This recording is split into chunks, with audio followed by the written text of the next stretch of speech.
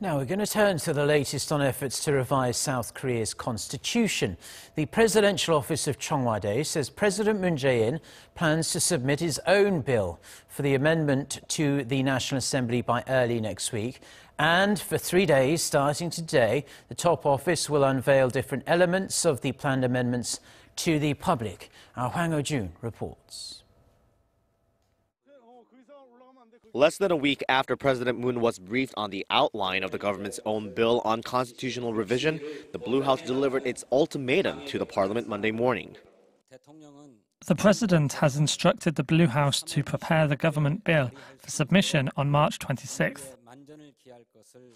According to a Blue House official, the 26th is the absolute latest that a bill for the constitutional amendment can be proposed. Whether made by the Blue House or the National Assembly, the bill must go through parliamentary voting within 60 days from the day the motion was made. Also, people must be notified of a referendum at least 18 days prior to the actual voting day.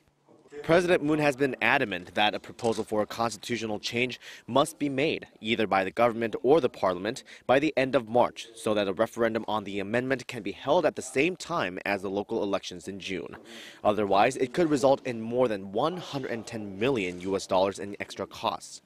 The Blue House confirmed the move is intended to comply with the procedures and terms set by the Constitution and the Korean law, while giving the National Assembly a last chance to agree on a constitutional amendment and come up with its own proposal.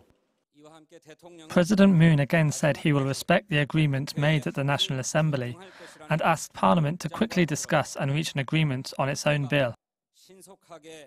And to help people's understanding of the bill proposed by the government, President Moon ordered his aides to disclose the contents of the revision proposal over 3 days, the preamble to the Constitution and matters related to basic rights on Tuesday, decentralization and popular sovereignty on Wednesday, and rights and privileges of constitutional institutions, including the form of government, on Thursday.